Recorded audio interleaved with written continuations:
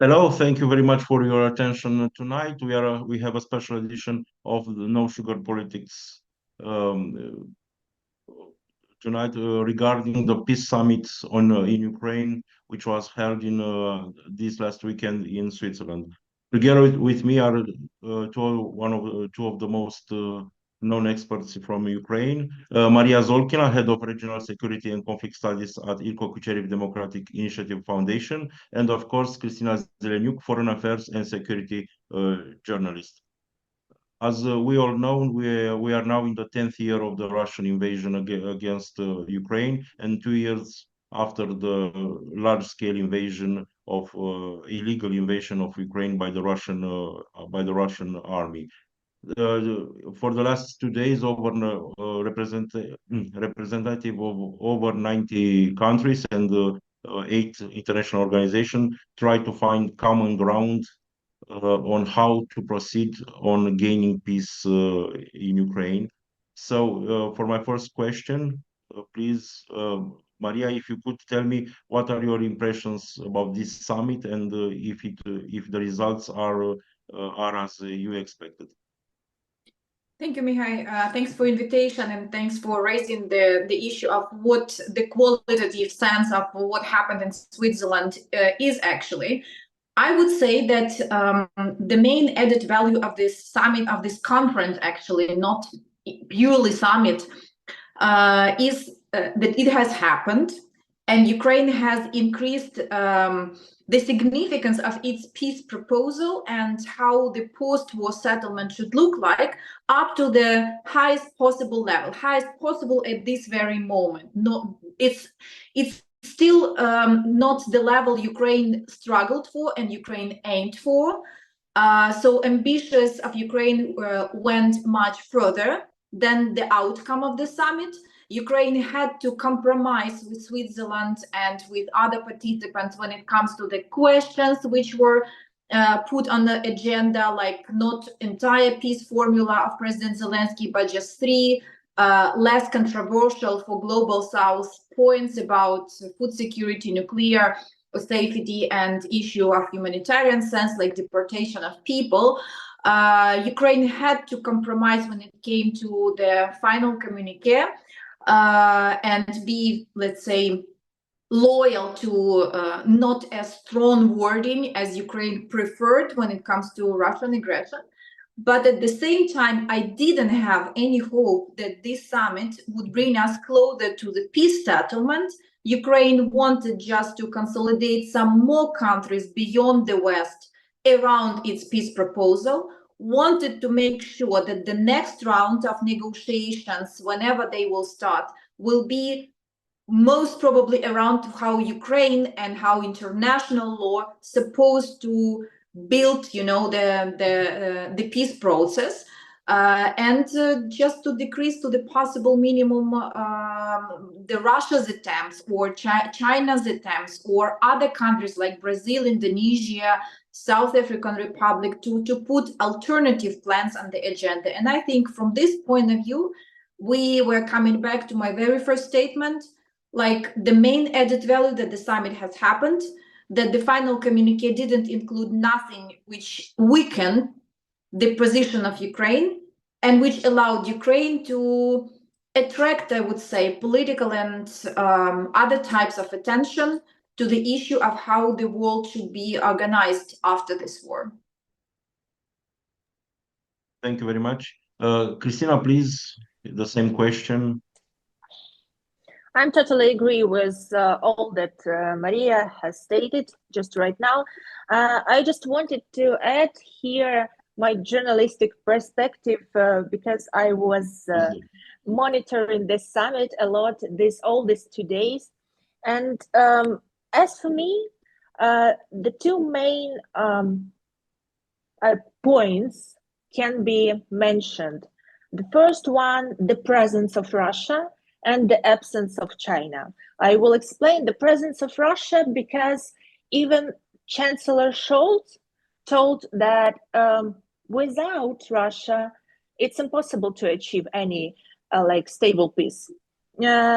And the absence of China because Ukraine, as well as our Western partners, we were doing a lot to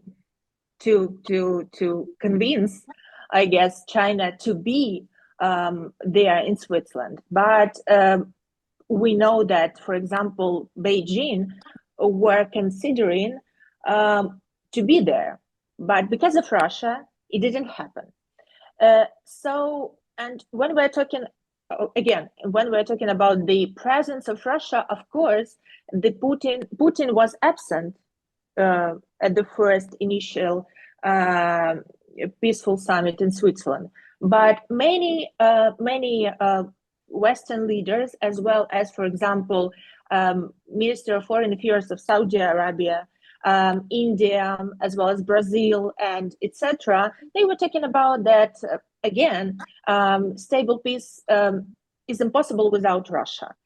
But at the very end, I should ask, if I may, the Western leaders. Okay, let's imagine that during the second peaceful summit, we don't know where it can be, or in Emirates, or in Saudi Arabia, or in somewhere else. For example, in Switzerland again. Let's imagine that Russia is present there. So Putin will arrive, or I don't know, Lavrov will arrive. So what is next? So what they are waiting to achieve, I don't really understand. So that's why I guess we Ukraine should convince our Western partners to put more pressure on Russia, China, and as well as the countries that are helping Russia to bypass the sanctions. And for example, when we're talking about China, they are actually helping Russian military and defense sector to survive. So the point is not about the peaceful summits. The point is that Western community is not doing enough to put pressure on those countries to lift their resources, and so that Russia won't have resources to continue this war against Ukraine. Thank you very much for your answers. We saw a declaration of the Russian President Putin one day before the summit. It was a strategy to try to implement the divide et impera strategy against the international community, not to allow them to help to build a united front for Ukraine. What can we say about this kind of rhetoric from Kremlin? Because we see it almost every month. This kind of declaration that Ukraine must accept territorial some territorial rupture, or different kinds of measures that would involve the rejecting of NATO membership, of EU membership. What can we understand from this? Does Russia really want peace or not? Maria? Russia doesn't want peace, and that's why I'm very straightforward. I'm saying that this war is for a long-term one.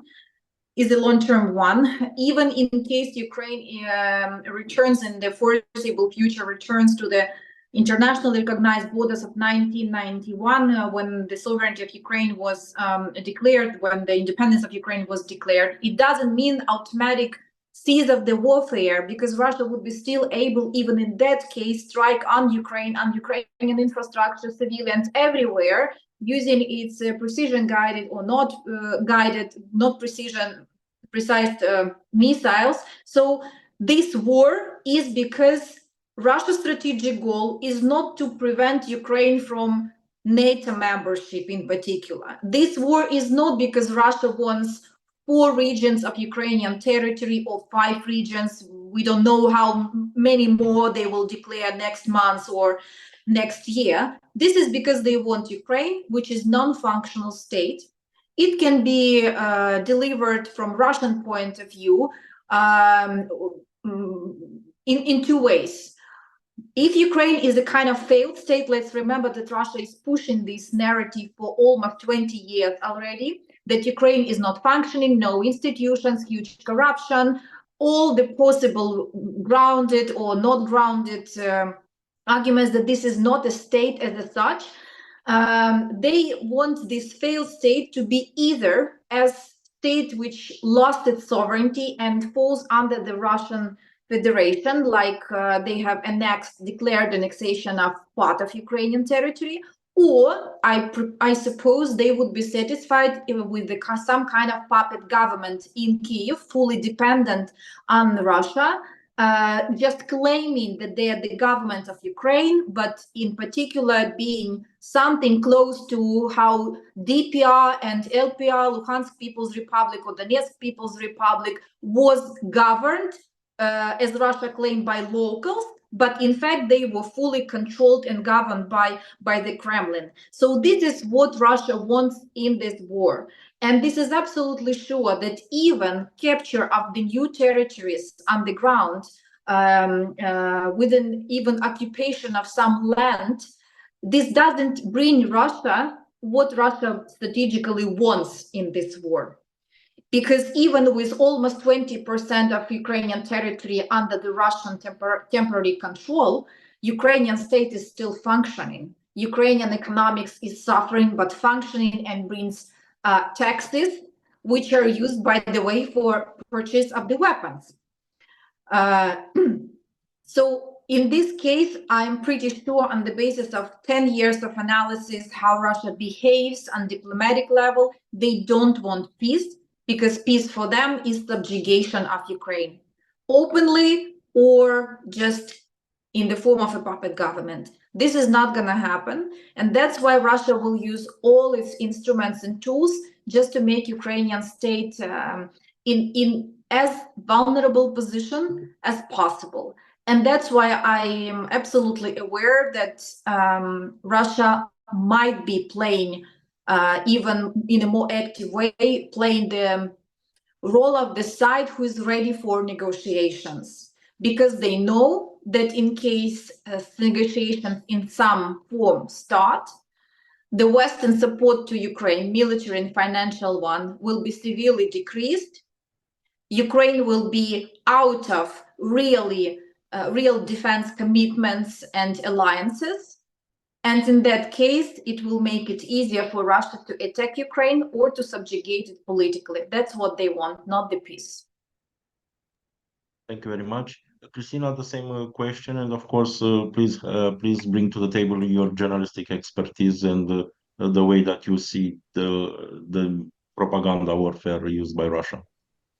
Putin, from time to time, he is creating some plays, I don't know.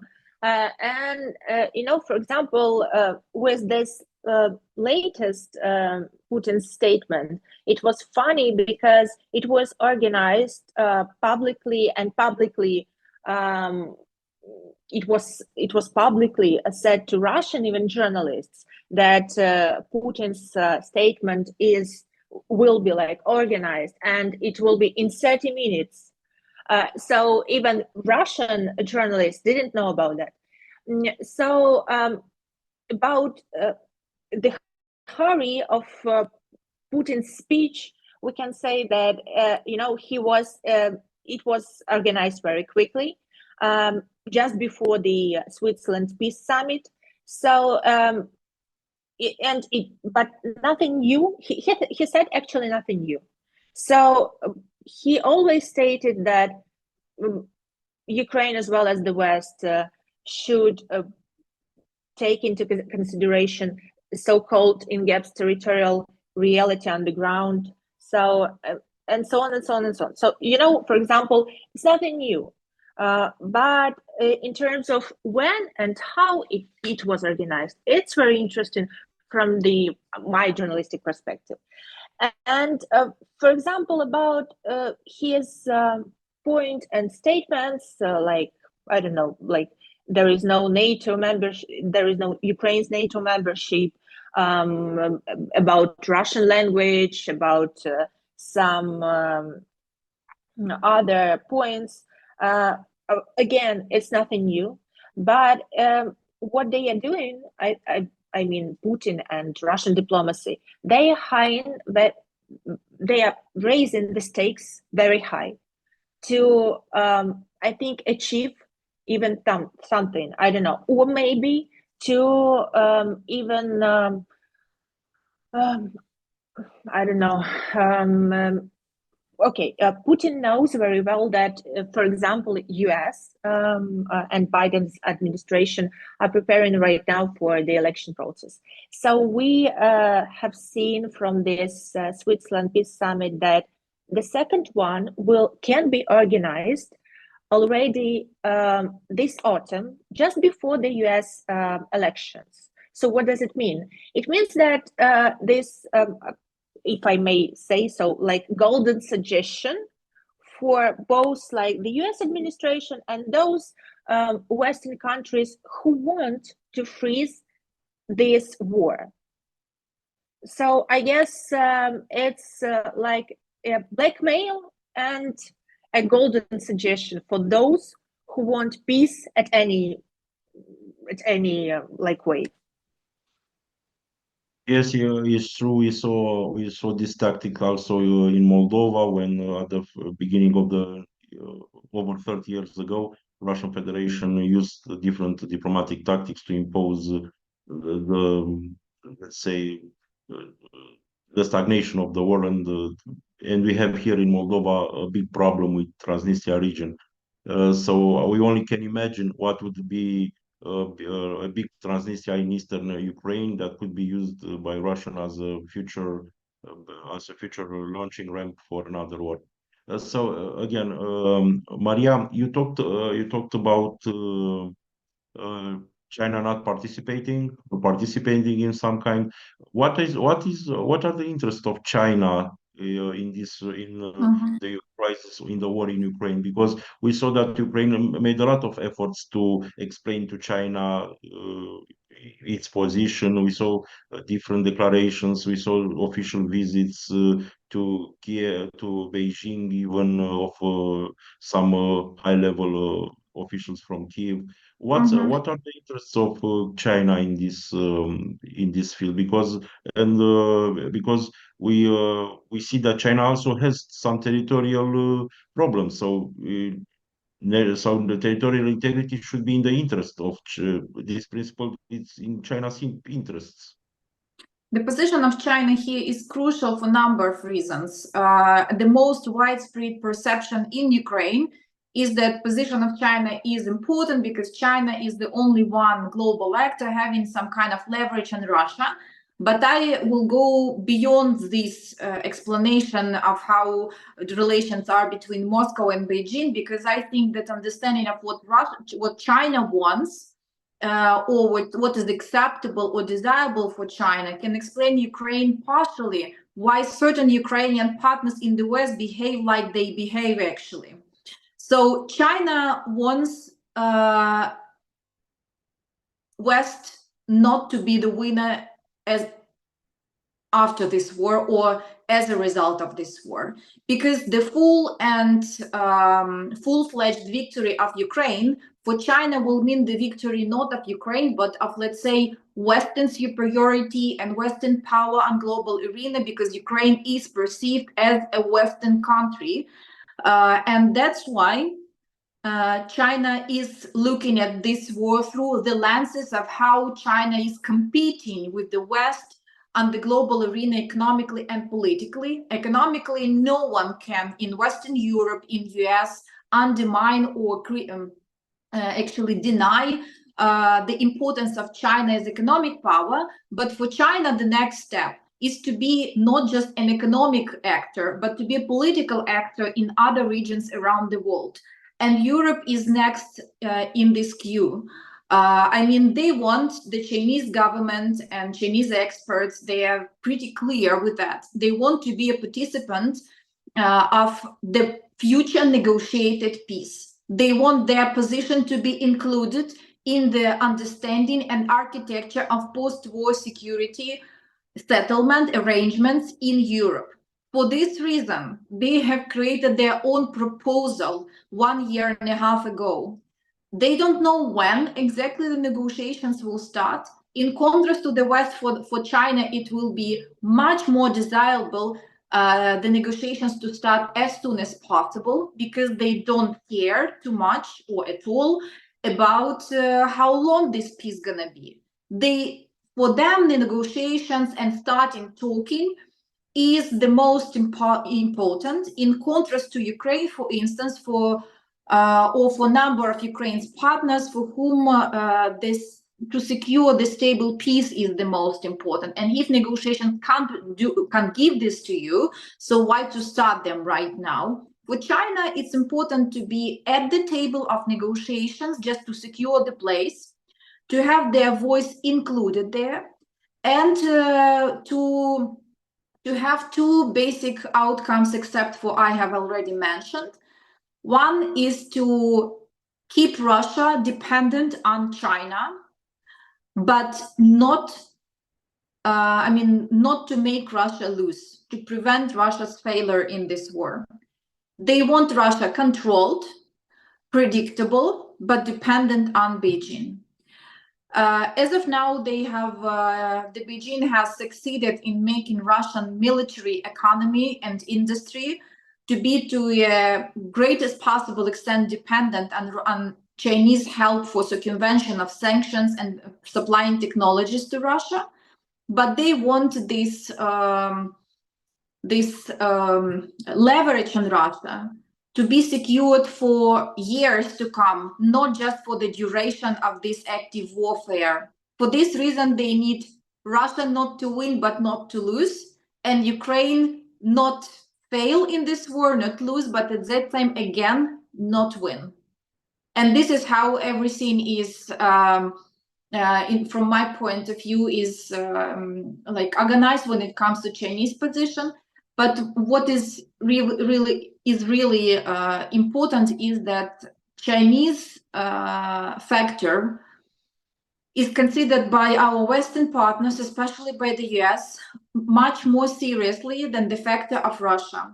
It might be different when it comes to Eastern Europe, who sees the direct threat of Russia in the Black Sea, on the land, in the Baltic Sea. But from US perspective, for instance, the main opponent is China, and they assess to a certain extent, or to a great extent, they assess what will happen on the Russian-Ukrainian field of the war, how this will affect China's empowerment on global arena. And I would say that here we comes to very uncomfortable conclusion for Ukraine, that there is one point where the biggest Ukraine's ally or partner in the West, US, and China have common interests to prevent Russia from losing totally in this war, to make it impossible that Russia is destabilized, put in a chaos, disintegrated. So for both of them, it's better than it is somehow controlled and predictable. So this is why I would say for Ukraine, it's still necessary to talk to China. I am against cutting off all the ties because China is back in Russia, but we should be really well aware that the leverage of Ukraine and China position is very limited. Thank you very much. Christina, please, if you could say your thoughts on this problem. Yeah, I totally agree with Maria. And on my today's way from Kyiv to Lviv, I was listening to many different Ukrainian experts about China and its absence in the Switzerland Peace Summit. So, and I totally agree also with them that the only power in the world who still has an influence on Russia, it's China. But again, for me, about China, I don't understand only one simple question, because we know that China is helping Russia, it's helping Russian military, helping Russia to bypass sanctions, buying Russian oil, etc. But at the same time, we see that the relations between China and the West community, especially with the United States, are getting worse and worse. So in that regard, we have already seen how the US imposed additional taxes for Chinese imports to United States, as well as the European Union just recently announced additional taxes for, if I'm not mistaken, Chinese electronic automobiles. So it's quite dangerous for China to behave like that, because China depends a lot on the West and its trade with the West. And I simply haven't the answer I haven't answered to this question, how China can support Russia and I don't know, and look for another trade with Western community. You know, that's why I totally agree with Maria that China is not interested in Russia that is losing this war, but at the same time, I don't understand why they are risking their trade ties with the West. Thank you very much. Maria, do you think that we will have a second summit, and what points should Ukraine promote more on this agenda outside the three that were that are on the declaration from summit in Switzerland, and what can Ukraine do better to promote the other points from the President Zelensky peace plan? I'm afraid that the second summit will be much bigger challenge for Ukraine than the first one to organize, honestly. And this is because Ukraine considered this summit to be dedicated to consolidation of international support to Ukraine's peace formula, but for a number of Ukrainian partners, including those in the West, this first summit was some kind of a first step on the ground of possible future negotiations. And that's why when we will approach the agenda and the time setting for the second summit, the question of whether somebody from Russia should be invited will be as loud as possible, even if this discussion will take place behind the closed doors. But we have seen already that this will be a problem for Ukraine. Next time, I'm not even speaking about African countries, Latin America, even China, but I'm talking even about some Western partners of Ukraine. Ukraine will have to find arguments in case Ukraine will reject the participation of anyone from Russia. This kind of participation is considered as possible because the situation on the battlefield since the last year counteroffensive, and it's much more moderate results when many in the West expected and hoped for. The situation on the battlefield is considered to a great extent like a stable one, though it's not the stable one. And the latest Russia's attempts to break through, and partially it was successful, to break through the front line in Kharkiv region is another proof of that everything still depends on the defense capacity of Ukraine to stick and keep the defense on the front line strong and still. Without Western support, it will not be possible, and Russia was prepared to do that when they realized that there is a 7 months delay of US aid to Ukraine. So basically, that's one of the controversial points, that for many, even in pro-Ukrainian coalition, the situation is a kind of impasse, meaning that neither Russia nor Ukraine will have new serious advancement on the battlefield. And from their logic, from their point of view, it's why not to try to find some other ways to let's say, limit the scope of this war.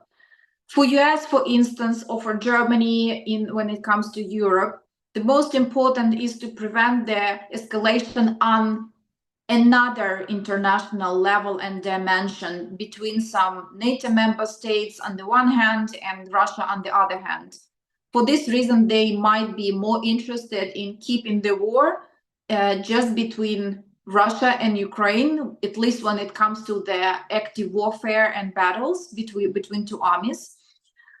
And that's why it will be very challenging for Ukraine to prevent participation of Russia in some point.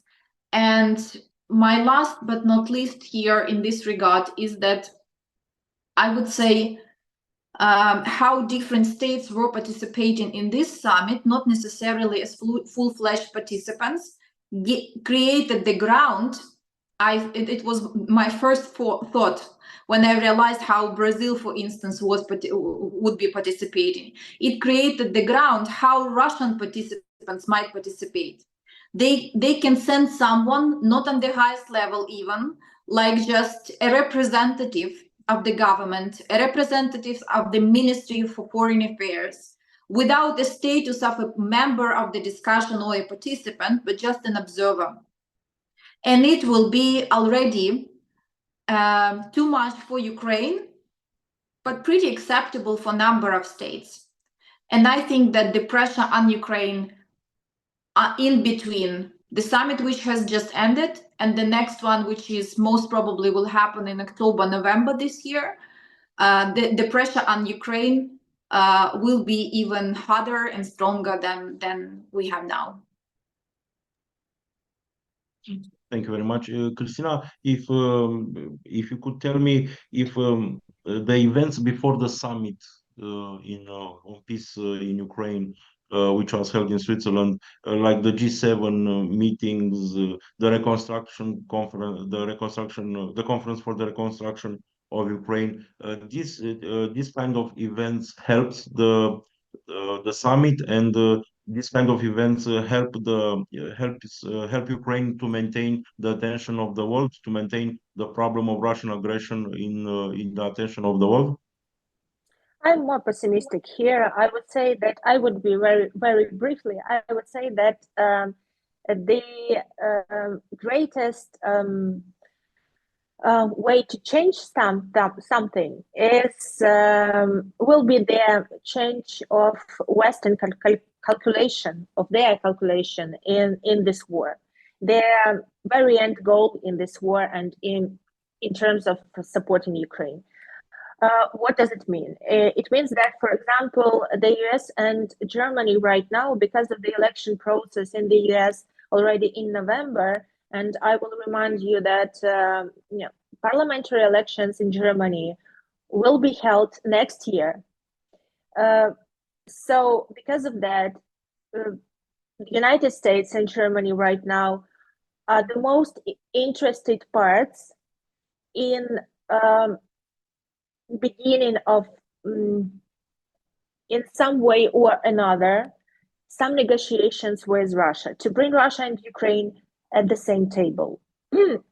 It's my journalistic opinion, but I know that many European experts also have the same thoughts on this. So it doesn't depend on the recovery conference that took place in Berlin, or it doesn't depend on the first peaceful summit in Switzerland, or on the second summit that will take place in autumn this year, but in the total calculation of our Western partners. So if they truly want Ukraine to win this war, they will give us enough weapons and put enough sanction pressure on Russia and its friends to cut that ties that help Russia to continue this war. That's all. Thank you very much, Maria. You have a greater perspective than than other people regarding Ukraine interests in the world. Could you please provide us with more insights about the interests of India, Brazil, and other states from the global south? You mentioned you mentioned the names of some in this podcast. If you could elaborate a little bit, what could Ukraine do to engage them better for the next summit, and what are their interests, national interests regarding this issue? Because a lot of from a lot of states from global south have their own territorial problems. India with China in the Himalayas, separatist movements all over the place. So for us in Eastern Europe, this principle of the territorial integrity should be paramount for them. But we see that they have some kind of dual diplomacy going on. Could you please elaborate more on their interests?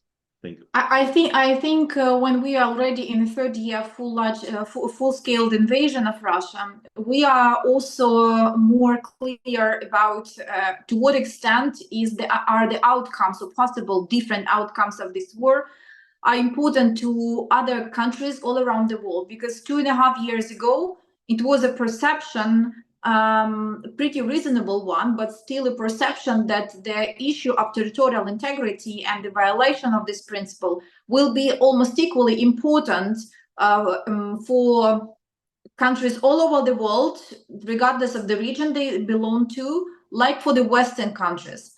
And after this 2.5 years into this war, so we have large-scale war, I mean, we realized that this factor turn out to have different significance.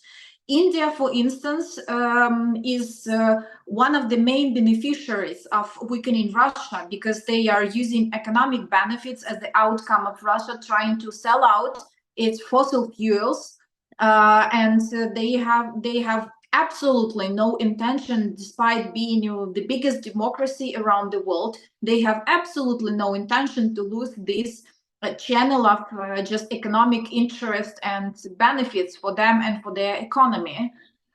So I don't have that much hope that India will take a much better stance when it comes to what is desirable, what is, let's say, closer to Ukraine's vision of the end of the war.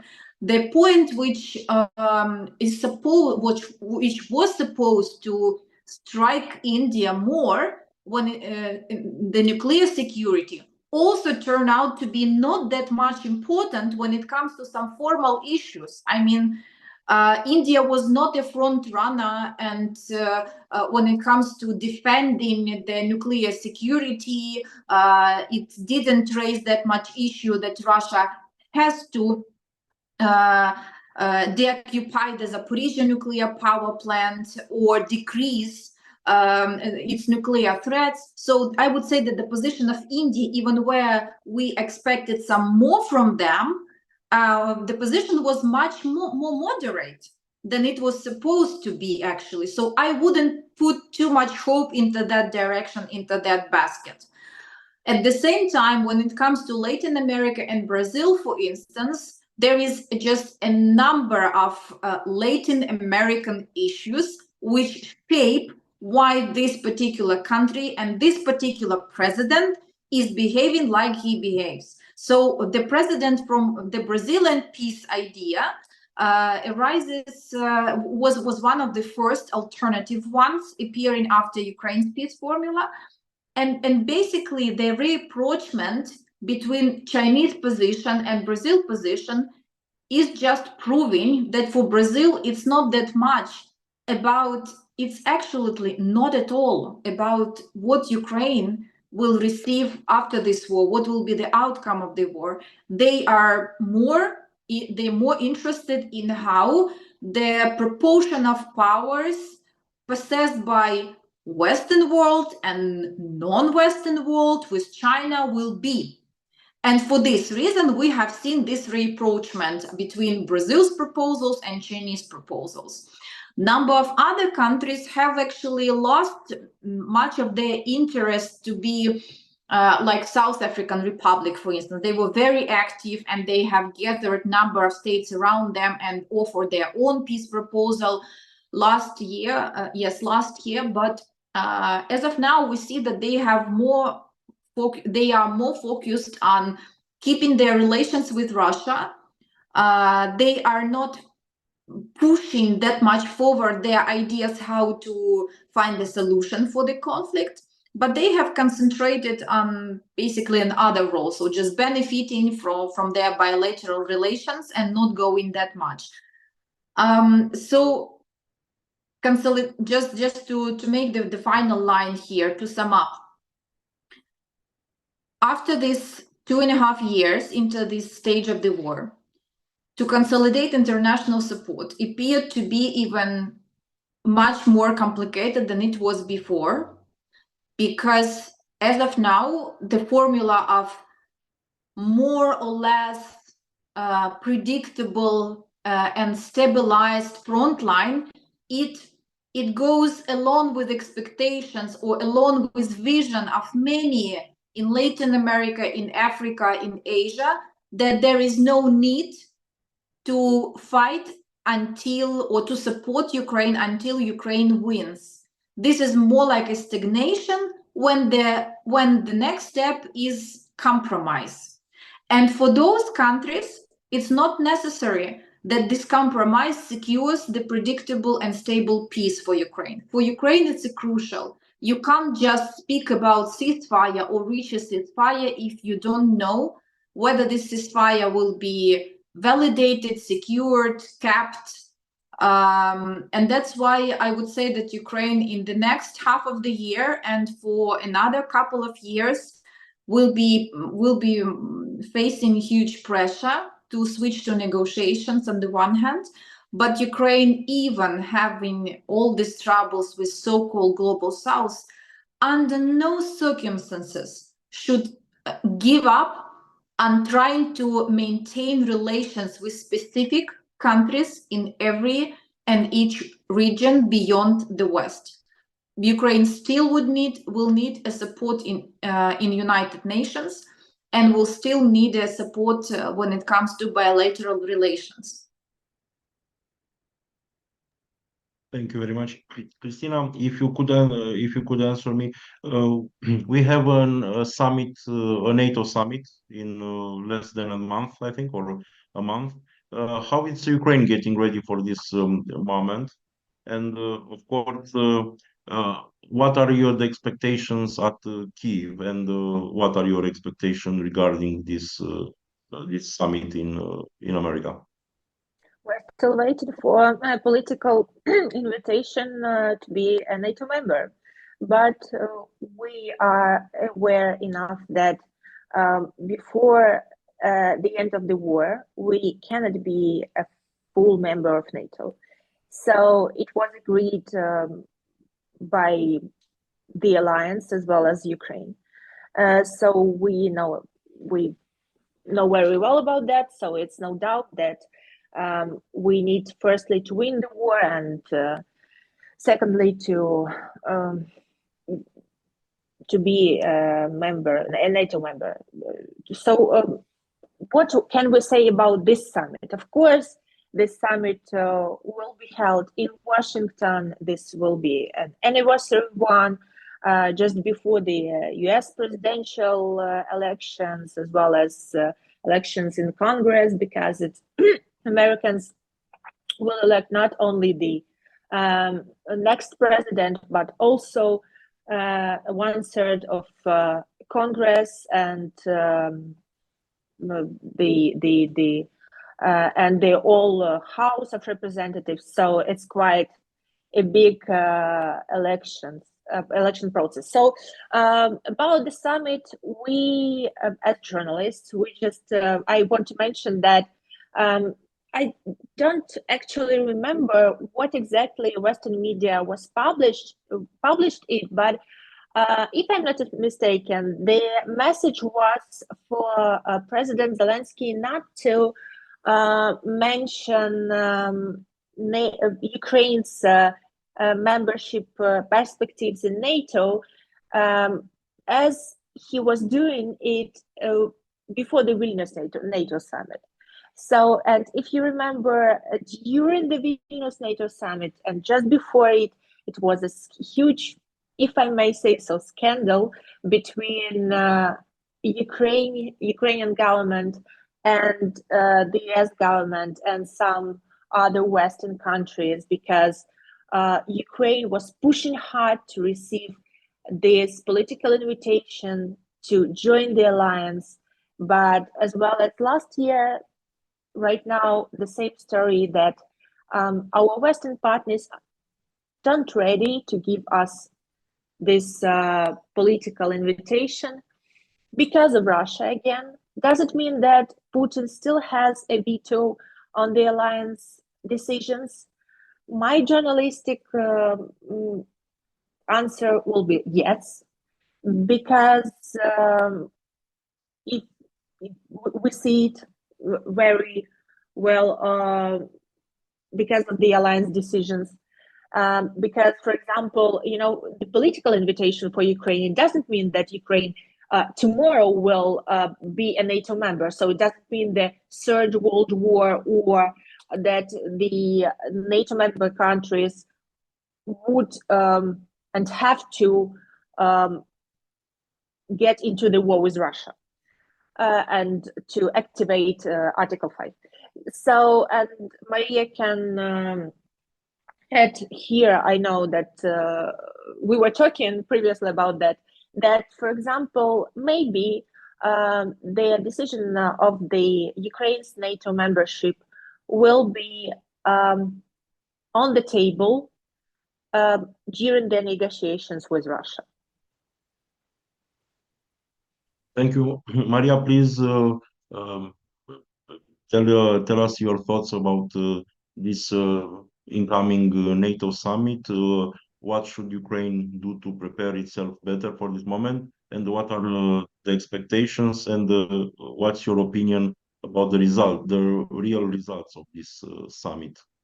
I don't have any expectations which will really meet the real needs of Ukraine at the Washington summit. And basically last year, after the Vilnius summit, there was a gap between Ukrainian experts and journalists' reaction to the outcomes of the summit on the one hand, and our Western colleagues, including not just journalists or experts, but politicians as well on the other hand, because many in the West considered their results, even without invitation, to be a successful result, especially backed by the G7 declaration on future bilateral security treaties, agreements. But from Ukrainian side, 1 year ago, it was absolutely clear that the reason why Ukraine didn't receive this invitation was a purely political reason, and it was we could found absolutely no other explanation why it happened, except for it was postponed for possible negotiations, because we knew, and the situation proves we are not that much away from the truth, that it is still one of the crucial Russia's negotiation points. So basically, if you think from logic of Berlin, for instance, or from US, in case you sit down somewhere with Russia and talk somehow, you understand that you have to still have its issue of security arrangements open, not fully fixed, like invitation to NATO would make the issue of security for Ukraine in the future. So I have completely no expectations from the Washington summit. And unfortunately, I don't see the perspective that Ukraine will unilaterally, just from its side, even with the help of Bucharest 9 or Lublin Triangle, or just with the help of specific Black Sea states or Poland, change the situation right now. I don't see this. Moreover, I'm not that much optimistic about the lately signed bilateral agreement between US and Ukraine for a number of reasons. First, like any other previous agreements with 17 more countries, all of them are pretty empty when it comes to real bilateral commitments and the collective defense clause. It's absent from all these treaties, all these agreements. So none of this treaty can replace the defense commitment of other NATO member states in case Ukraine was a NATO member. Secondly, what I really dislike when it comes to this Ukraine-US agreement is that it's not only not supposed to be ratified by none of the sides, because number of other agreements are not supposed to be ratified, but this is the only agreement so far which is basically an agreement of administration, not the state. So this administration took a responsibility for themselves to carry out this agreement and make it come into force. It means that in case there is a different administration in Washington, they don't need to do anything. They can just, automatically stop implementing that, which is very vague. This is lack of ground under the Ukraine's foot at all when it comes to security cooperation with US. Taking into account again that the question of whether this administration will stay in Washington, D.C. is the question which will be answered just in less than 6 months from now. I'll again come back to when the second summit will happen, the second peace summit, and whether the idea of negotiations with Russia will appear again, because this security umbrella from US administration is secured only when Biden is president, not in other case. Let's imagine Trump wins. The security arrangements and security relations between two states, Ukraine and US, will look differently. And the problem is that we don't know at all how exactly they will look like after the change of administration. So I would say that Washington summit of NATO, unfortunately, will not bring anything positive for Ukraine in terms of securing or giving the security guarantees for Ukraine. But if we look a little bit further beyond just the summit of NATO, we will understand the situation is more challenging after the summit.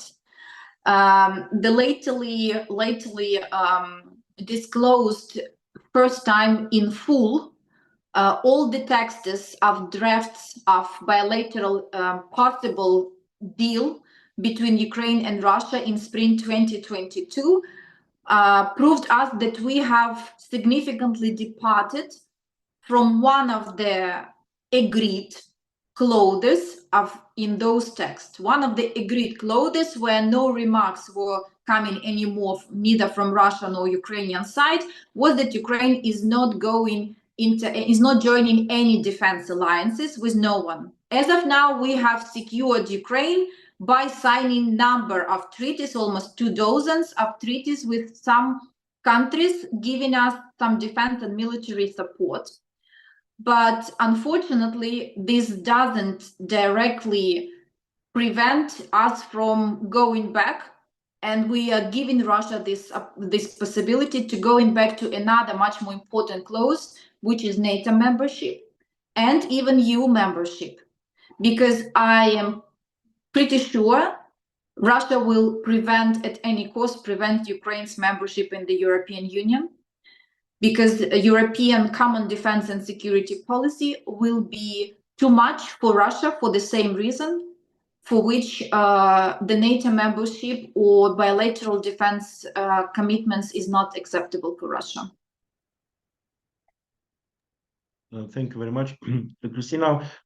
It's a topic that it's quite discussed in Romania and Moldova. How is the help offered by Romania and the Republic of Moldova to Ukraine perceived by Ukraine? What can Romania and Moldova do more to help Ukraine in this tough period, over 10 years of war and millions of refugees? The first idea here is to create, together with Romania, Ukraine, and Poland, common air defense system and air defense security. It's, I guess, the main priority for our countries as for now, because Romania is helping a lot Ukraine right now to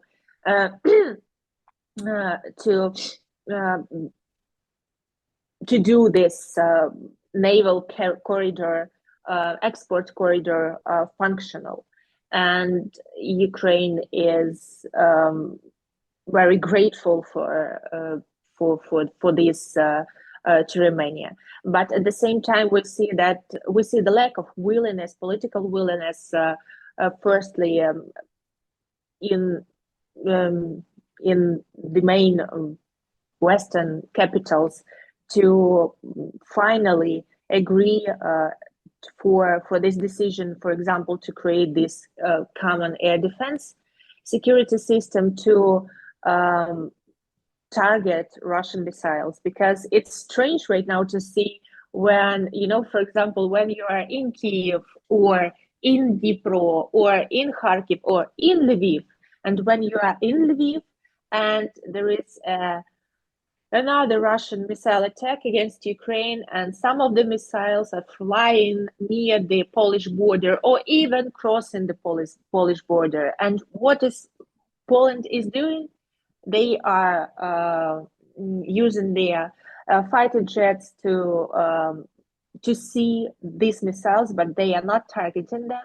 So it's quite interesting to see it from Ukraine, but we understand very well from Ukrainian perspective why Poland is doing this, because there is a lack of willingness again inside the Western community. So I guess it's the main goal for us right now to work on. Thank you very much, Maria. The same question. If you, and after that I will ask my last question, and thank you again for your time. So probably you can put just the last question as well, so I can wrap up everything. It was regarding No, please answer this, and it will be more it will be more easy to, because it's what I wanted to ask you, because you are a well-known expert in Ukrainian and international academia. What should be the focus of Ukrainian experts in the next period? Where are they are most needed? In the East, in the West, in the South?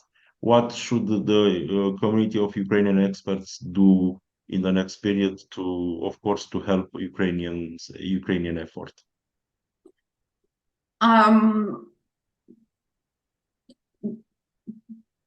To start answering, I have to underline that I see how the position of several Ukrainian I don't know how to collectively call them, because we have experts traveling around, we have sometimes journalists, but in most cases these are either former or current politicians and civil society activists, let's say, who have been advocating for Ukraine support in many regions around the world. And I have noticed, I don't know, by the way, if Christina will agree with me or not, so I would be able to name them, like to cover them with expert diplomacy definition, but this is not purely the expert diplomacy, but because not all the people who are performing this, they are experts in such, or they are analysts. So sometimes they're very good in communication, they're very good with specific, let's say, advocacy, but they are not purely from expert community. But what I have noticed, my impression is that after 2 years of this very intensive advocacy work all around the world, number of them have become completely disappointed and have started talking right now, when we see, especially on the eve before the Global Peace Summit, when they have seen that the outcomes of this work is not the highly consolidated global south in support of Ukraine, they have started talking that we should concentrate mainly on the Western world, because this is from where we get money, loans, grants, we have political support, we have weapons. So our existence and survival depends on whether Western is on the same side with us. And I think this is very dangerous, actually, and risky strategy, because this reflects this is about the priorities, right? But this is about how we are reflecting or repeating basically what we have done many in our modern history, when we were focusing on one specific number of states, talking to them, working with them, and completely forgetting about everyone else. This is how Ukraine found itself without international support in 2022, going beyond the West. And I think we can't afford anymore to be focused exclusively on those who are our partners today. Because yes, we will have less impressive results, less impressive outcomes when it comes to Middle East, to Africa. Yes, they have completely different interests. Yes, they might not support Ukraine to the extent we want them to, or they might support Russia on the contrary. This is all true, but you are an influential global or international actor only in case you are visible, present, and understood, at least clear what you want and who you are in various regions across the world. For this reason, I think that in the next 6 months, at least 6 months, Ukraine should not decrease its efforts in consolidating the support and explaining the position of Ukraine, and Ukrainian experts should be as active as previously in Middle East, in China, in Asia, in Latin America, not just in the West. But when it comes to the West, it's a priority number one, not the only one, just number one, exactly because we really get weapons from the West, mainly from the West, or through the West. Sometimes they got the weapons from some African countries or Asian countries, and this is just a long way of these weapons to arrive to Ukraine through different hands. But for myself and for my colleagues, I would say that the priority number one is to explain that negotiations are worthless, even about the ceasefire, because ceasefire doesn't necessarily need to be negotiated. Sometimes it just happens on the front line. It just appears when sides are not shelling anymore. But this is not our case. In case you go into negotiations, it's much more icy and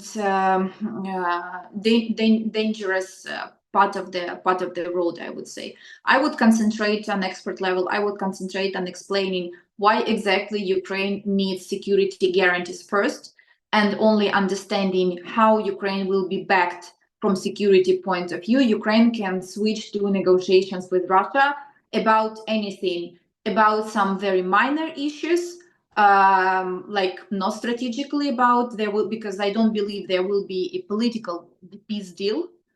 I believe that the warfare will continue, just with different level of intensity, but we might have some steps negotiated around, like we had previously a so-called grain deal, which was through the Turkey and UN.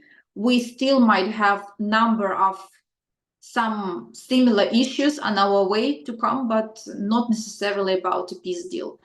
And all the work, I would say, should be focused on that, and explaining which exactly security arrangements Ukraine needs, in what governmental plans should all those signed security agreements be transformed, because agreements are okay, but if I don't see for instance, in the governmental plans, in the budgets of UK or US or Germany, the weapons and military aid secured in their national budgets, federal budgets, just for Ukraine, according to recently signed agreements, it will mean that these agreements are half empty.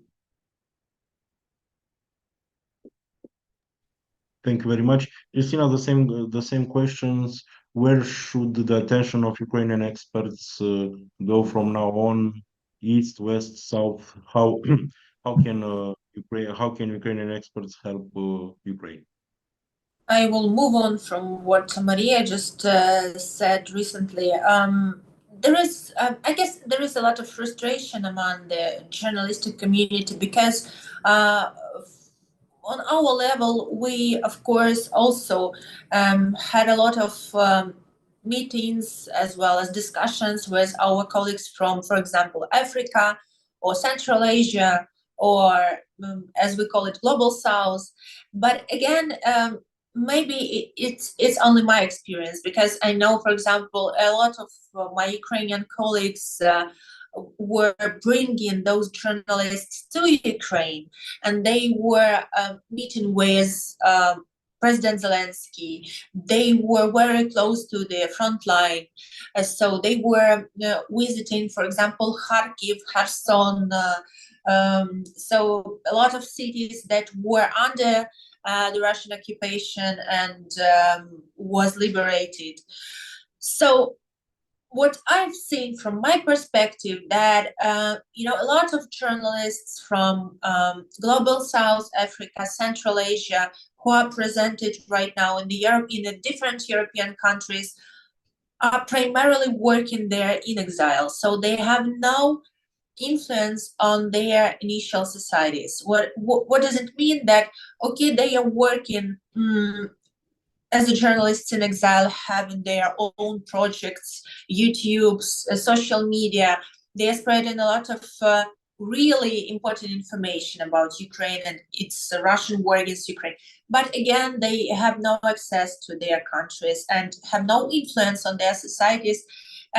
It's again, as well as, for example, Russian and Belarusian journalists are doing right now.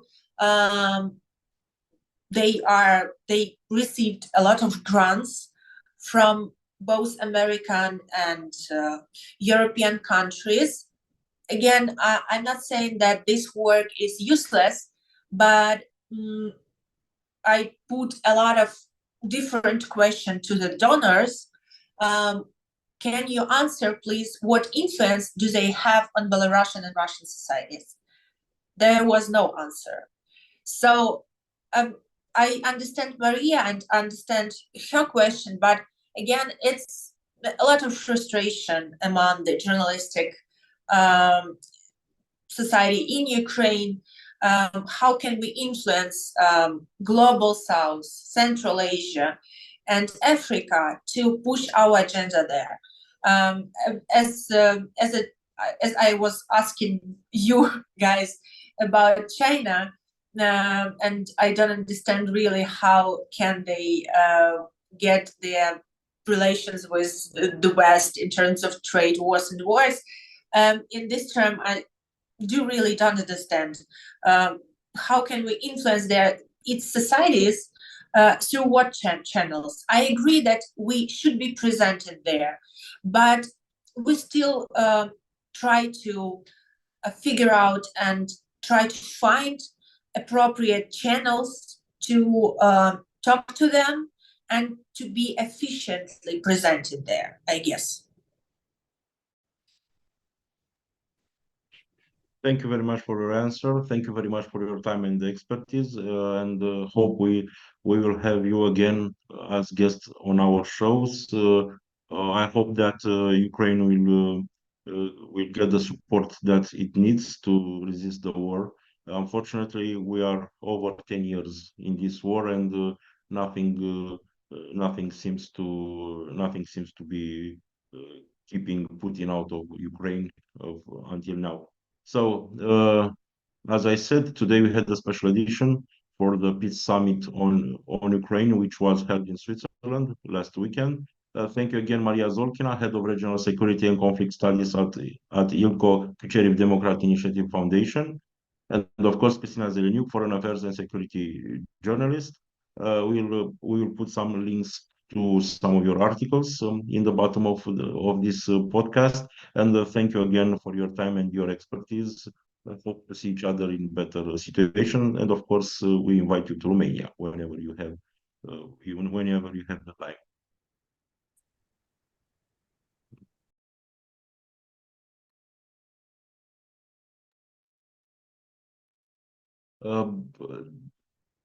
După cum am menționat, am avut o ediție specială la podcastul No Sugar Politics. Am avut două invitate surpriză din Ucraina, Maria Zolkina, șefa programului studii de securitate și conflicte de la Fundația pentru Inițiative Democratice, precum și pe Cristina Zeleniuc, jurnalistă specializată pe relații internaționale și securitate. Vă vom pune la dispoziție link către materiale ale lor pentru a vedea mai bine capacitatea de analiză a acestor doamne. Desigur, alături de mine acum se află Angela Grămadă, președinta ESGA. Angela, îți mulțumesc foarte mult pentru timpul și expertiza ta și, desigur, aș dori să invit pe cei care ne privesc să se aboneze la canalele ESGA pentru a vedea și alte proiecte ale organizației, dar și, desigur, să ne scrie în comentarii ce îmbunătățiri putem aduce, ce subiecte am putea atinge în diferite ediții speciale și, desigur, alte idei pe care doriți să ni le transmiteți. Angela, ai urmărit discuția avută cu Maria Zolkina și Cristina Zeleniu. Ce putem înțelege de la acest summit? Așteptările Ucrainei au fost sau nu au fost îndeplinite? Ce ne așteaptă în continuare? În primul rând, mulțumesc pentru încredere, pentru că eu am fost alături de voi și am urmărit această discuție și mi-am făcut notițe ca să putem prelungi dialogul nostru. Ce m-a bucurat pe mine din discuția pe care ați avut-o voi este faptul că există o foarte mare apreciere la rece a evenimentelor care se întâmplă din partea experților. Adică ei deja nu mai gândesc în termeni emotivi tot ceea ce le se întâmplă și acționează foarte detașat, ținând cont de ceea ce li se întâmplă lor acasă, rudelor lor, dar în același timp analiza lor este una calculată, rece, foarte precisă, țintită. Și asta denotă o focusare pe soluție, nu neapărat pe problemă. Și cred că asta este și atitudinea autorităților ucrainene, mă refer la cele care au fost implicate în organizarea acestui summit, adică au împins lucrurile către obiective maxime, dar în același timp au avut și așteptări temperate, fiind foarte conștiente că la prima ediție a acestei conferințe sau acestui summit global pentru pace, pentru Ucraina, au ales exact acele discuții care știau că vor obține cele mai multe concesii sau cele mai multe aprobări din partea comunității internaționale. Noi știm foarte bine că au participat 90 și ceva de state, peste 100 de delegații, mai exact 101 delegații și doar 80 și ceva de semnatari. Dar e un lucru important dacă ne gândim la numărul statelor care s-au abținut sau care nu au făcut front comun cu Ucraina și au participat, de fapt, la aceste lucrări. Aș vrea un minut să te întrerup, îmi cer scuze. O parte din aceste state s-au abținut în a semna pentru că, de pildă, în India asistăm la formarea guvernului în aceste zile. India a ieșit dintr-o serie, din mai multe luni de alegeri, pentru că așa este specificul democrației indiene, cea mai mare democrație din lume, peste 1,6 miliarde de oameni. Și abia în aceste zile se formează coaliția de guvernământ la New Delhi, deci este clar că că niciun guvern în formare nu își poate asuma o declarație de acest nivel fără a avea confirmarea unei susțineri parlamentare. Deci aceste rețineri ale unor state nu trebuie interpretate într-o notă pro-rusească. Fiecare stat are propriile sale probleme și moduri de a face politică la nivel intern, dar în ceea ce privește India, în aceste zile au loc reconfirmările diferitelor. În acest moment nici nu putem vorbi de un guvern în funcțiune al Indiei, vorbim de un guvern în exercițiu. Deci este clar că un astfel de guvern nu și-ar putea asuma un tratat internațional, pentru că ar fi încălcarea legislației naționale indiene, similară și cu alte legislații internaționale. Mulțumesc frumos pentru faptul că m-ai lăsat să vin cu acest completare. Da, dar în același timp, voi ați discutat și despre Brazilia, ați discutat și despre Africa, ați discutat și despre state din alte subregiuni. Expres ați menționat Asia Centrală, dar noi știm foarte bine că Armenia a participat la summitul pentru pace, dar nu a semnat, de exemplu, acest document sau această declarație și ne dăm foarte bine seama iarăși de ce, pentru că, într-adevăr, este vorba despre legislația națională care îți delimitează mandatul, dar în același timp sunt și interesele pe care fiecare țară le are și cu care vine la o asemenea activitate sau acțiune și acționează strict în limitele acelor linii roșii pe care le definesc acele interese naționale în fiecare stat. Deci, așteptările temperate ale Ucrainei, faptul că s-au bazat pe acele 3 subiecte care știau că vor obține cel mai mult consens din partea participanților și aici ne referim la securitatea nucleară, ne referim la securitatea alimentară, care unește, de fapt, toți acei, inclusiv oponenți ai Ucrainei, și eu nu mă tem să spun oponenți, pentru că atunci când s-a declanșat războiul extins, nu mă refer la anul 2014, dar mă refer la invazia extinsă asupra Ucrainei, Africa, de fapt, acuza Ucraina că se apără și că a asistat în mod unilateral exporturile de cereale către zone care aveau nevoie acută de aceste cereale, omițând că Ucraina este agresată și că nu poate să-și țină în frâu acele obiective, nu neapărat în frâu, dar nu pot să-și ducă la bun sfârșit acele obligații pe care și le-au asumat prin anumite documente sau acorduri internaționale de schimburi economice sau schimburi comerciale.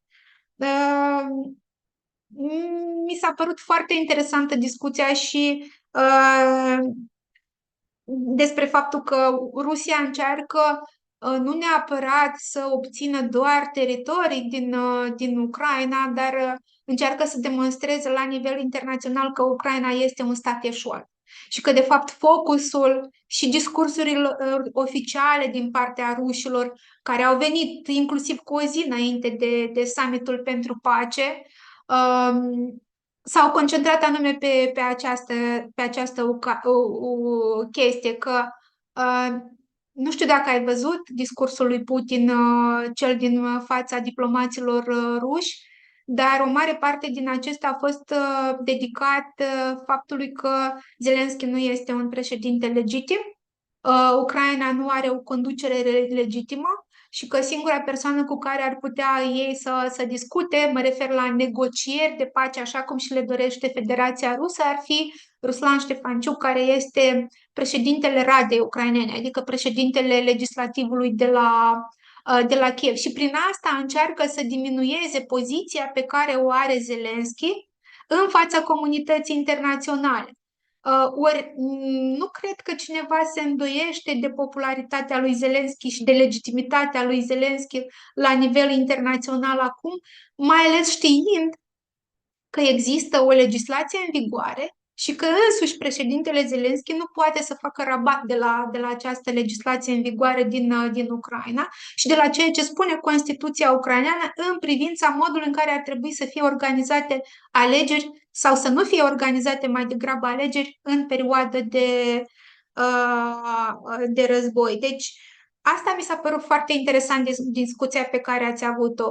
Rusia dorește să demonstreze că Ucraina este un stat eșuat și nu face altceva decât să demonstreze că Rusia eșuează în încercarea de a demonstra ceea ce și-a propus în privința Ucrainei. Un al doilea lucru care eu aș atrage atenția este la partea de discuție pe care ați avut-o despre China. Faptul că își dorește Beijingul să își supună cumva Rusia mai mult decât este supusă Rusia din punct de vedere economic și energetic Chinei în prezent. Și că această China pe care o avem noi acum în cadrul sistemului de relații internaționale, la fel ca și Statele Unite ale Americii, își doresc o Rusie înfrântă, dar nu una definitivă, astfel încât să poată să devină una predictibilă în comportamentul său de politică externă. Asta iarăși mi s-a părut foarte interesant și, desigur, moderația cu care au apreciat evenimente care se apropie în cadrul Statelor Unite ale Americii sau summitul de la Washington, moderația cu care au apreciat procesul de integrare europeană al Ucrainei, că dacă Rusia nu își va dori Ucraina să devină stat membru al Uniunii Europene, nu se va întâmpla acest lucru în viitorul apropiat. Există foarte multe elemente la care aș invita pe cei care ne urmăresc să atragă atenția din discuția pe care ați avut-o voi. Ele sunt foarte și foarte importante atunci când încercăm noi să vedem care sunt opțiunile noastre, inclusiv în relația bilaterală cu Ucraina, pe care încercăm să o construim de acum încolo. Pentru că lumea nu va mai arăta la fel. Asta e un lucru care deja nu mai poate fi contestat de nici unul dintre noi. Da, îți mulțumesc. În opinia ta, ce ar fi trebuit să facă România și Moldova mai mult pentru Ucraina în contextul demersurilor similare care urmează? Am văzut că Republica Moldova a fost reprezentată la cel mai înalt nivel. Doamna președintă Maia Sandu a spus că pacea Ucrainei este pacea Republicii Moldova. Vedem o participare activă a înalților oficiali de la Chișinău la conferința de pildă, premierul Recean a participat la conferința pentru reconstrucția Ucrainei. Președintele Parlamentului, domnul Grosu, este în permanență prezent la diferite discuții la nivel internațional. Din România am văzut doar participarea ministrei de externe, doamna Luminița Odobescu, o bună cunoscătoare a situației din Ucraina și o susținătoare o susținătoare a Ucrainei, pentru că îi vedem declarațiile de presă și vedem acest mod instituțional de a lucra, dar totuși a surprins, cel puțin pe mine m-a surprins lipsa președintelui Klaus Iohannis. Să citim această neprezentare a domnului Klaus Iohannis într-o anumită notă sau să o punem pe seama politicii interne din România, unde poate a fost necesară prezența domnului Iohannis mai mult decât în Elveția. Cred că știi care ar urma să fie răspunsul meu, pentru că, într-adevăr, contează foarte mult pe cine trimitem la astfel de evenimente și dacă îți mai aduce aminte anul 2022, atunci când s-a dat acea luptă între delegațiile din România pe cine trimitem la Kyiv, cum trimitem la Kyiv, ce fel de mesaje, semnale dăm nu doar Ucrainei, dar și partenerilor noștri occidentali, contează într-adevăr foarte mult pe cine trimitem. De la Republica Moldova, dat fiind resursele de care dispune această țară, cred că am obținut maximum sau Ucraina a obținut maxim în condițiile actuale, mai ales că s-a intensificat foarte mult propaganda și dezinformarea în ceea ce privește obiectivele de politică externă ale Republicii Moldova, referendumul pentru integrarea în Uniunea Europeană, alegerile care se apropie, discuțiile tot mai contradictorii dintre Chișinău și Comrat, și bătălia pe care o avem și la care suntem martori în Republica Moldova pentru mințile oamenilor, da? Ca să avem câștig de cauză în ceea ce privește integrarea și parcursul european al Republicii Moldova. Dar de la România m-aș fi așteptat mai multe inițiative să vină, cel puțin în spațiu public, pentru că m-aș fi așteptat ca în 2 ani și jumătate de război extins să înțelegem că o diplomație tăcută nu este neapărat în favoarea României și că dacă vrem să devenim într-adevăr un stat cu un statut recunoscut în regiunea extinsă a Mării Negre, trebuie să avem mai multă inițiativă și trebuie să avem mai multă voce. nu doar să reconfirmăm sprijinul, parcursul european al Ucrainei și susținerea pe care o oferim pentru acest parcurs european, dar și să devenim într-adevăr avocați ai acestei securități la nivel regional. Mă bucură totuși faptul că a existat prezență la Berlin, acolo unde a avut loc conferința pentru reconstrucția Ucrainei și de fapt că am avut o continuitate în ceea ce privește participarea la acest eveniment. Mă refer la faptul că noi am fost și în 2022 prezenți și în 2023, dar și în 2024. Și mă bucur că totuși România nu ezită să vorbească despre includerea Republicii Moldova în aceste acțiuni de participare la reconstrucția Ucrainei, post-război sau chiar și acum în timp de război, pentru că avem nevoie de acțiuni mai evidente și mai concrete în ceea ce privește reconstrucția infrastructurii critice din Ucraina, afectată de ultimele atacuri împotriva infrastructurii critice civile. Și aici e importantă poziționarea României și faptul că include Republica Moldova. E evident că partea ucraineană își dorește mai mult și a spus-o foarte clar Cristina în mesajul său că ne-am dorit o protecție și o siguranță mai mare în ceea ce privește apărarea noastră aeriană, dar ne dăm foarte bine seama că ar putea ca anumite poziții ale statelor occidentale sau statelor participante la acest sistem de apărare, inclusiv în cadrul NATO, să facă notă discordantă cu poziția oficială a întregii alianțe, dar totuși cred că ne-ar ajuta mult mai multă fermitate din partea autorităților române sau a celor poloneze, exact cum a menționat ea. Deocamdată rămând la ideea că pe cine trimitem la astfel de evenimente contează, chiar dacă mesajul pe care l-am transmis noi este unul de condamnare a agresiunii Federației Ruse și de susținere a integrității și suveranității Ucrainei. Desigur, eu am în toate contactele pe care le-am avut cu jurnaliști sau experți din Ucraina, am observat o mai bună organizare decât în România sau poate și în Republica Moldova, așa să o spun ca jurnalist. Și vreau să te întreb, vedem comunitatea experților din Ucraina este angajată practic în ceea ce se înseamnă, ceea ce am putea numi expert diplomacy. Vedem o susținere a obiectivelor Ucrainei de către comunitatea de experți din Ucraina. Este o societate civilă mult mai vibrantă decât cea din România pe anumite domenii și asta era de dinainte de 2014, înainte de demararea invaziei ilegale ruse.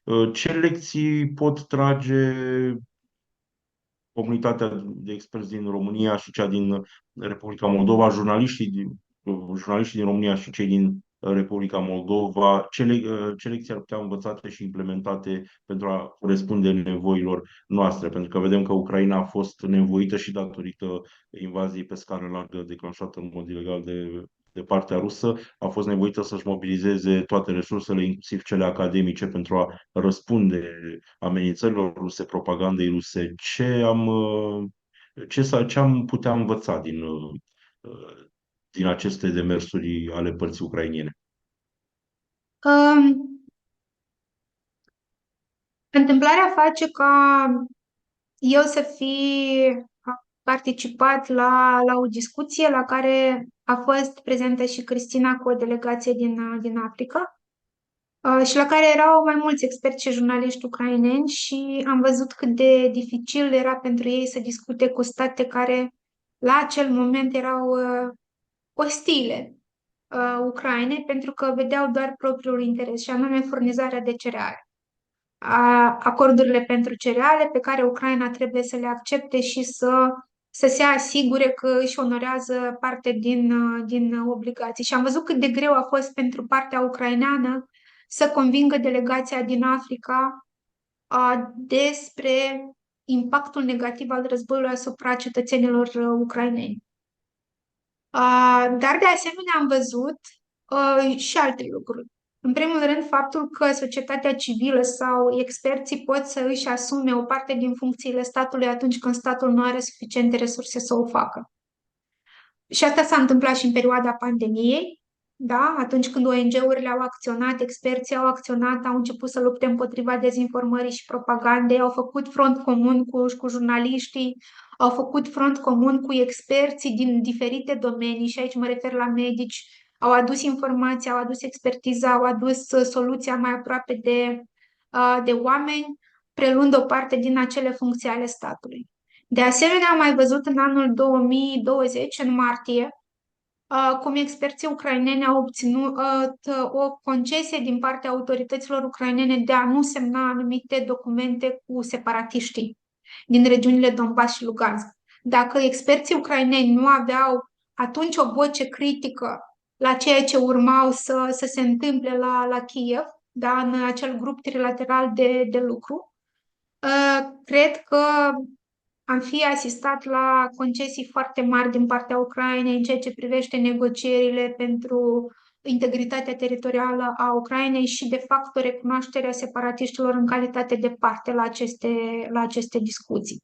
Deci, niciodată nu trebuie să subestimăm vocea și rolul pe care și-l pot asuma experții, și când vorbim de experți nu ne referim doar la experți în domeniul relațiilor internaționale, în soluționarea conflictelor sau în securitate, ci includem experți din diferite domenii, inclusiv jurnaliștii, ca experți în luptă împotriva dezinformării și propagandei. Și atunci, modul în care ele au apreciat, iarăși la rece, această prezență a lor în spațiul informațional, dă de gândit că trebuie să existe o strategie comună pe care și-o asumă toate aceste rotițe ale societății civile, fie că vin din jurnalism, fie că vin din domeniul relațiilor internaționale, pentru că, de fapt, ele luptă pentru aceeași cauză, și anume suveranitatea și integritatea teritorială a Ucrainei. Și e interesant cum Maria s-a concentrat pe Africa, pe sudul global, da, pe rolul pe care ar trebui să-și-l asume experții ucraineni mai mult și să dubleze eforturile diplomației ucrainene, care a început să fie activă în aceste regiuni abia anul trecut. Eu am văzut această abordare diferită în spațiul informațional, pe rețelele de socializare, când au apărut din ce în ce mai multe poze de la reuniuni, de la întâlniri pe care le au diplomații ucraineni cu state din Africa, cu state din America Latină. Și în același timp, Cristina s-a concentrat pe Asia Centrală, da? Și pe Africa. Zone în care Ucraina are probleme. Asia Centrală, tipurile de regimuri pe care le avem acolo de guvernare și relația specială pe care o au aceste state cu Federația Rusă este importantă pentru jurnaliștii ucraineni de a schimba paradigma și de a demonstra că Ucraina este doar prima și Rusia nu va ține cont de pretențiile pe care le are o singură țară. De ce? Pentru că Rusia are pretenții în mai multe state și în mai multe regiuni și că după Ucraina, într-adevăr, pe listă sunt un șir de state din spațiul ex-sovietic. Nu doar Caucazul de Sud, nu doar Europa de Est, nu doar statele Baltice, dar și Asia Centrală. Nimeni nu a anulat încă interesul pe care îl are Federația Rusă acolo. Și Africa, da? Acolo unde Ucraina nu doar că trebuie să fie prezentă pentru cereale, pentru că are nevoie de resurse bugetare suplimentare pentru a cumpăra muniție, să o trimită militarilor ucraineni, dar și pentru că aceste țări contează atunci când se discută, exact cum s-a întâmplat la summitul pentru pace, declarații comune sau principii care vor sta la baza viitoarei ordini mondiale. Eu sunt sigură că siguranța alimentară nu este interesantă doar pentru Ucraina, dar este interesantă și pentru Africa și de aceea acest punct a fost inclus în acea declarație comună, chiar dacă nu toate statele au semnat documentul final. Și în același timp Ucraina înțelege că în continuare nu se poate detașa de Africa în calitate de piață, de desfacere pentru produsele ucrainene, chiar dacă acestea sunt mult mai puține anul acesta, în 2024, decât au fost în 2022 sau decât erau încă depozitate în acele spații special amenajate pentru cerealele ucrainene și care au fost sub atac continuu al Moscovei în ultimii 2 ani.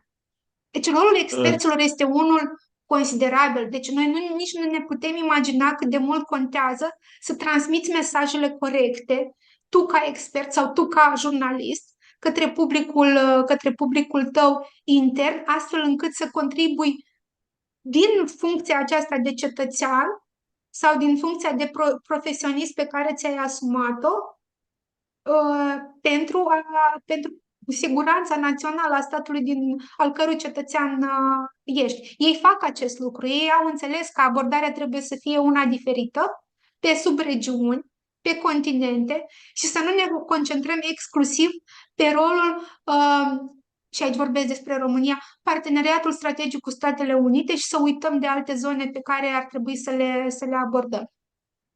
Bine, să nu uităm că o parte din clasa politică de la București și înalți funcționari din instituțiile statului sunt cuprinși și de un așa numit mesianism atunci când vine vorba de Republica Moldova și acest lucru ne poate încurca în stabilirea unor previziuni corecte în ceea ce privește capacitatea României de a sprijini Republica Moldova. Și da, ai dreptate, am văzut anumite demersuri ale președintelui Iohannis în o serie de turnee prin America Latină și prin Africa, demersuri care au fost destul de criticate de o parte a mass media datorită faptului că au fost făcute pe sfârșitul mandatului și nu în timpul mandatului unde ar fi putut să influențeze mai mult. Vedem că România încearcă să-și revigoreze sau, mă rog, de fapt să implementeze, că nu cred că a fost o perioadă de implementare a parteneriatului strategic cu Republica Coreea de Sud. România urmează să cumpere și armamentul din Coreea de Sud după model polonez.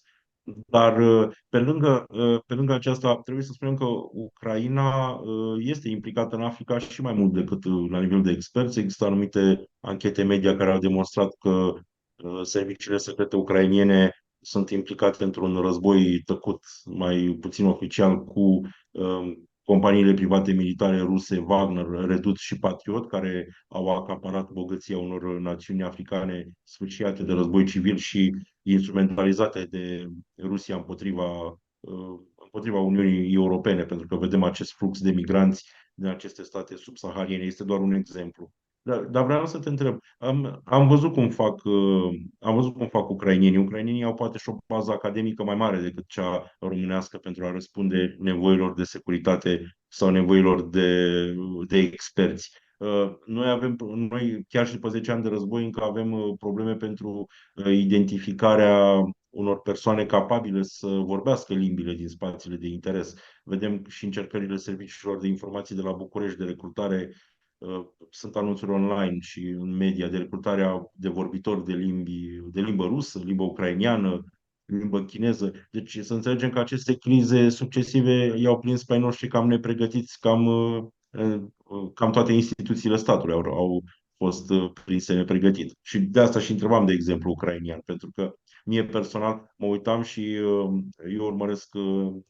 urmăresc destul de atenție scena politică turcă, am rămas surprins de numărul mare de experți ucrainieni vorbitori de limbă turcă și nu este o limbă turcă căpătată, să spunem, etnic, nefiind tătari sau nefiind găgăuzi sau așa, dar este o limbă turcă căpătată, adică învățată și se vede un interes aparte pentru. Mie, personal, la toate aceste conferințe văd foarte mulți experți din Ucraina și am impresia că fiecare țară are câte o instituție, câte o organizație responsabilă în Ucraina care să furnizeze, și aici mă refer la spațiul Mării Negre, nu încercăm să prezentăm spațiul Mării Negre și Balcani. Peste tot am întâlnit experți ucrainieni, deci cred că sunt lecții de învățat. Scuză-mă că am monopolizat discuția.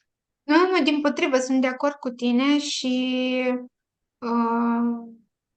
bine, din discuțiile pe care le avem noi în privat, știi care sunt frustrările mele personale, că sunt percepută în calitate de expert pe Ucraina în România, ceea ce nu mi-am dorit niciodată să fiu. și că în anumite momente chiar am fost acuzată că eu promovând o mai bună cunoaștere despre Ucraina în România, eram acuzată că de fapt promovez interesele Ucrainei în România. Când lucrurile de Da, fapt stăteau altfel și încercam să atrag atenția asupra unor procese și evenimente care urmau să se întâmple acolo, și care erau importante pentru noi, pentru reziliența noastră instituțională aici în România. Bine, o voce nu contează atât de mult, dar ostilitatea cu care am fost întâmpinați atunci când încercam să întreprindem anumite demersuri pentru o mai bună cunoaștere, a dat de gândit despre cât de pregătiți suntem noi să acceptăm inclusiv opinii alternative care să vină din spațiul societății civile, nu neapărat din cadrul instituțiilor publice. Pentru că eu cred că în instituțiile publice cu atribuții în domeniul politicii externe și în domeniul securității există suficient de mulți oameni bine pregătiți. Problema e că acești oameni nu vor ieși în spațiu public și nu vor fi invitați la televizor pentru a explica populației ce urmează să se întâmple și ce ar trebui să facem noi toți ca și societate pentru o mai bună securitate națională, pentru că nu vorbim doar despre securitatea Ucrainei. Atunci când vorbim de fapt despre securitatea Ucrainei, vorbim despre securitatea României și vorbim despre securitatea Republicii Moldova. Ori când vorbim despre securitatea Republicii Moldova, ne gândim la acel 1 milion de cetățeni români pe teritoriul Republicii Moldova sau cu cetățenie română. Și practic nu ne putem izola și nu putem să acționăm de parcă nu am fi în bazinul Mării Negre, aproape de Federația Rusă, cu o Moscovă care schimbă unilateral frontiere așa cum îi place ei și propune planuri și pentru alte state, fără ca acestea să aibă măcar opțiunea de a spune nu în fața Federației Ruse, pentru că, uite, Rusia invadează state care nu și-au dorit niciodată să aibă un conflict militar pe teritoriul lor. Dar da, trebuie să ne dăm foarte bine seama că investind în expertiză, că investind în jurnalism de politică externă, de fapt investim în siguranță națională. Și că trebuie să acceptăm existența acestor opinii alternative, chiar dacă aceste opinii alternative nu ne convin sau cu care nu suntem de acord. Că până la urmă asta înseamnă pluralism și asta înseamnă democrație. Eu pot să spun ce gândesc, dar cu responsabilitatea a ceea ce am spus în spațiul informațional. Nu, este clar că mai avem lecții de învățat și de la experiența ucraineană. Din păcate, faptul că în România nu se cunosc foarte multe, înainte de invazia pe scară largă, nu cred că o mare parte din cetățenii români puteau să numească 5 orașe din Ucraina, dar acum vedem inclusiv pe la televizor vorbindu-se de sate și de orașe orășele din Ucraina datorită situației de pe front. Deci, și din păcate, această lipsă de înțelegere a altor culturi, a altor țări a dus și la acest vot inclusiv de la alegerile europarlamentare, pentru că ignoranța înseamnă puterea partidelor radicale și este clar că este nevoie un efort generațional pentru a ne educa, pentru că nu trebuie să permitem ca forțelor radicale, de multe ori de inspirație rusească, să obțină voturile noastre și să meargă în diferite legislative, european sau național, pentru a face jocul Federației Ruse. Dar, desigur, mai avem foarte multe de învățat. Astăzi, eu personal, ca jurnalist, am primit niște lecții importante și sunt sigur că și cei care ne privesc vor înțelege singurii necesitatea unui astfel de dialog, pentru că România nu poate să aibă parteneriate strategice numai cu Statele Unite sau numai cu alte țări, iar Ucraina este o țară cu peste 40 de milioane de locuitori, o țară cu o populație dârză, care și-a dovedit capacitatea de rezistență și o piață imensă de desfacere care așteaptă investitorii din România și nu numai. Deci nu trebuie să ne uităm doar spre vest, trebuie să ne uităm și în jurul nostru și, după cum ai spus foarte bine, mai ales în bazinul Mării Negre, care poate reprezenta garanția unei stabilități economice a României în următoarele decenii. Depinde numai de noi depinde numai de noi pe cine trimitem în Parlament în alegerile din toamnă și, desigur, sper ca acest an electoral să treacă cât mai repede, pentru că vedem, practic, toată politica externă a României a încremenit datorită acestor exerciții electorale, desigur, necesare, dar obositoare inclusiv pentru electoratul din România. Angela, îți mulțumesc foarte mult pentru timpul și expertiza ta. Dacă mai este și altceva de adăugat. Că la un moment dat te vom lua noi la întrebări și nu vei fi doar jurnalist, dar vei fi și expert în mass media și atunci cred că discuția va prinde bine și pentru jurnaliștii care ne urmăresc, nu doar pentru experți. Din nou, v-am prezentat cea de-a 21-a ediție a podcastului No Sugar Politics. A fost o ediție specială dedicată summitului pentru pace în Ucraina, care a avut loc în Elveția în ultimul weekend. Așa cum v-am obișnuit, vom pune lângă prezentarea directă a podcastului și o serie de linkuri pentru a înțelege mai bine subiectele abordate. Și, desigur, sper să mai avem astfel de demersuri, dar sper că acest efort de a identifica modalități de a face o pace justă în Ucraina, care să corespundă necesităților de securitate ale Ucrainei și ale aliaților săi, să nu dureze atât de mult cât durează descoperirea adevărului despre Revoluția din 1989. Și în acest sens vă invit să vă abonați la canalele ESGA de pe Facebook și de pe YouTube pentru a vedea și o altă producție ESGA, și anume EU Spectator, un podcast în limba engleză moderat de colegul Cătălin Gabriel Done. Și, desigur, dacă doriți să mai urmăriți articole și analize de politică externă, vă rog să vă uitați pe caradinexpress.ro, agenție dedicată regiunii Mării Negre, dar și pe politicaexternă.ro. Vă mulțumesc foarte mult pentru atenție. Angela, îți mulțumesc foarte mult pentru timpul și expertiza ta. Ne vedem săptămâna viitoare la aceeași oră. Vă mulțumesc!